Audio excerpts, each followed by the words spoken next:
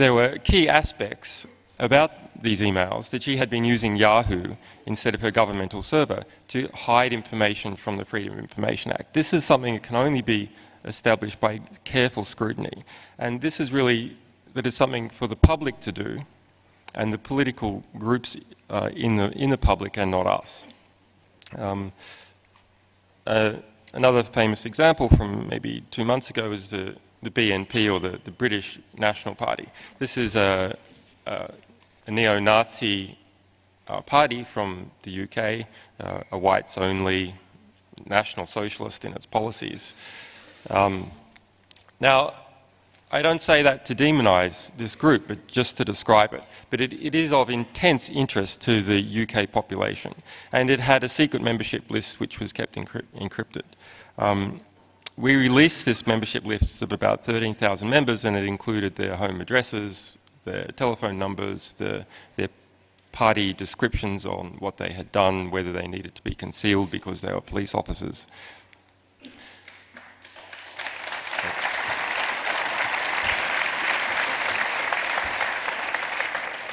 That resulted in approximately 2,000 articles in the British press. So that really changed the political landscape in Great Britain for at least a week or so. And what will happen, what will happen to the BNP, I don't know. But that group has constituents that are attracted to it for some good reasons. You can say the party itself is a problem, but actually there are reasons that people join parties like this that are not being addressed by the mainstream parties. Okay, so anyway, you may want to, the map that was just displayed there is in fact a density map of the British National Party. When this was released, many people produced secondary reports like the British press, but produced maps like this. And how's the video? No time. And there's a great video that you should see if you go to YouTube, which is a satire on the BNP. One of the funniest things I've ever seen. Okay. And some of you may know that in the past 2 months we've had a bit of a dispute with the BND, the German Foreign Secret Service.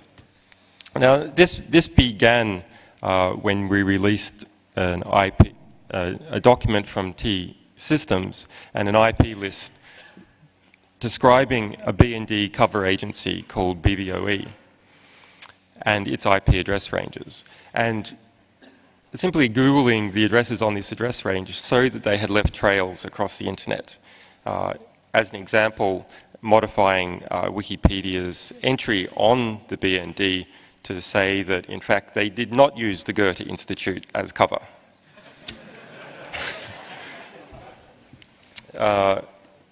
So once again, who's to judge the privacy of this information? This came from T-Systems. This is a telecommunications company.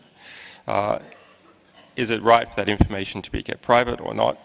Actually, it's of substantial interest to many groups. And most importantly, it was of interest to whoever the whistleblower was in T-Systems. It was of interest to them and important to them, and that's enough for us. You can read in this month's, what's it called? Datenschleuder. This month's Datenschleuder has taken this information and gone into more depth about the BVOE and what its activities are and the cover that it used. Thanks for that. It was really nice to see that this document was picked up by this community here as well. So that's the way we would like to see more information being processed.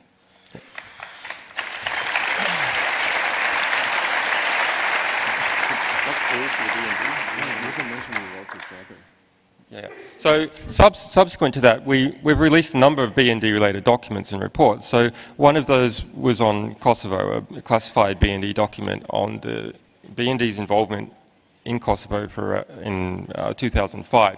You may remember Der Spiegel reported on this recently. There was a big scandal in the German press. The head of the BND, Ernst Uhler, wrote to us threatening to criminally prosecute us unless we removed that and let's remove some unspecified BND document. And we asked, well, Ernst, tell us more. What document are you talking about? There are many. And Ernst's response was, well, actually, it's this document about Kosovo, but while you're at it, remove everything. Otherwise, we'll criminally prosecute you, and we've already briefed BND lawyers to look into how to do that. Now, for the head of a secret intelligence service, I was gobsmacked by the level of incompetence in sending a journalistic organisation a threat like this, and you can even see that. Perhaps you should speak. Yeah, well, it was kind of funny. We received this email on the 18th of December, and when looking at the email, we noticed that there was a different date in the email body, which was the 16th of December. So we had a look at the header that was, and we recognized it was forwarded, and then it turned out that the first mail address they had sent it to was the WikiLeaks@jabber.se address, which is a Jabber address we use, and it took them about 2 days to realize that even though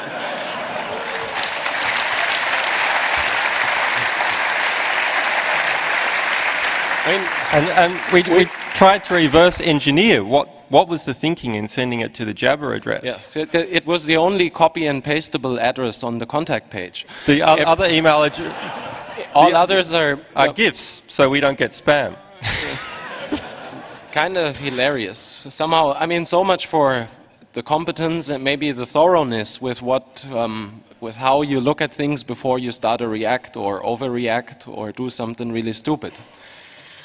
So my impression is that Ernst was a former police officer before he became head of BND. So he probably saw the WikiLeaks German address and assumed that we were a German operation, didn't understand the recent developments on internet media, and thought, there is a German operation that is defying me. I am a former policeman, let's use the criminal law. And straight away, without any thinking. And this is really not someone you want to be the head of a foreign intelligence service. You want someone with subtlety. I can't understand. I feel sorry for Germany, actually.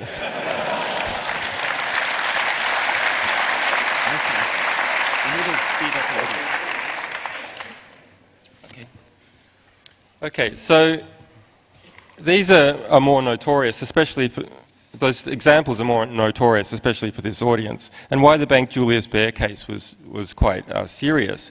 There's a lot of things we do routinely that are very serious, but still get little attention.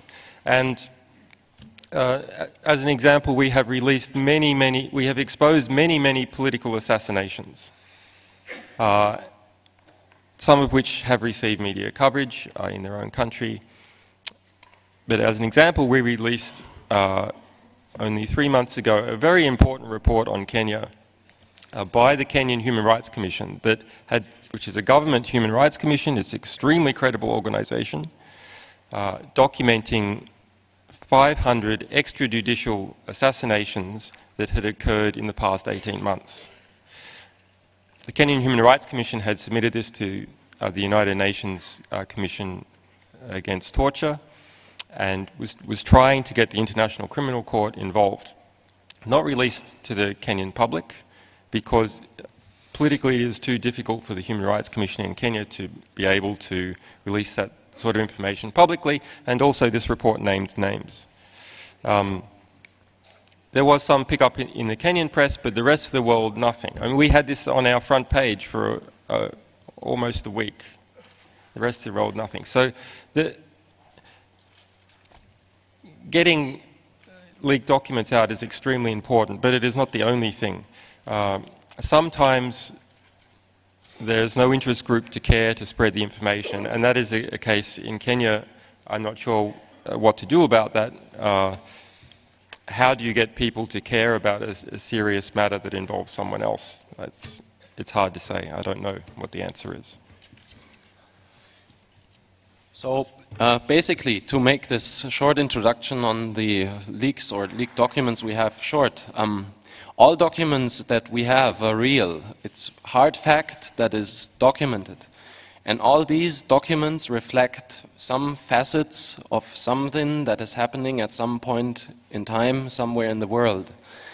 And this is reality. So the few very disturbing pictures we just had here are all pictures that have been leaked to us from Tibet or protests in China by Tibetan people, from protests that we had seen in Kenya. So these documents are suppressed from the media. These documents pertain to violence that is caused by truth being told, by documents surfacing to the society.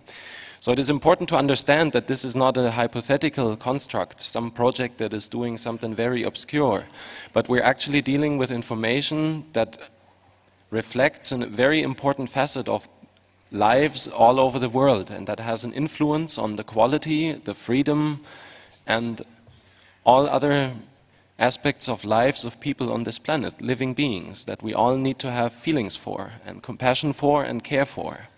And this is very important in the mission that we try to bring across.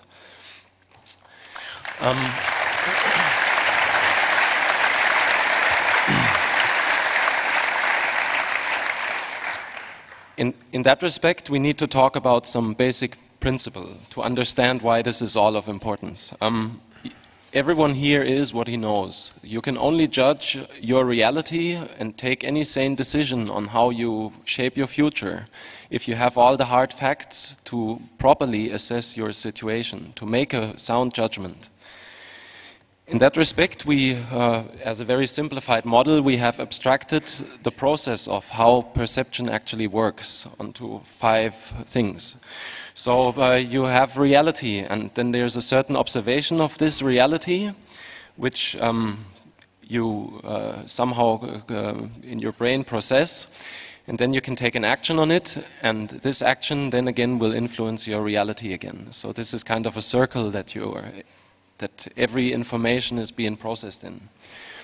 If you now map this on certain players in this game, or you take these rules to their players, then you have the people in this world, which is everyone here and everybody else. And then you have the sources who observe certain things and who feel that there's a need to talk about the things that they observe. And these sources communicate what they find to journalists. And the journalists actually process this information and do their investigation, have a look what is relevant with this, who does it impact, who does it pertain to. And then the action comes in, and the action is the distribution of this information and also the mass cognition. So this is the part where what a journalist does hits everyone in this room here, and where everyone here who's blogging, for example, decides what actually happened that is so important for me to now reproduce what I just read or engage into my own analysis of what I just read. And this is where everyone here or everyone else doing some media work or processing this information is actually judging on what is going to become part of the future. Everyone here who is running a blog is taking a part of this decision.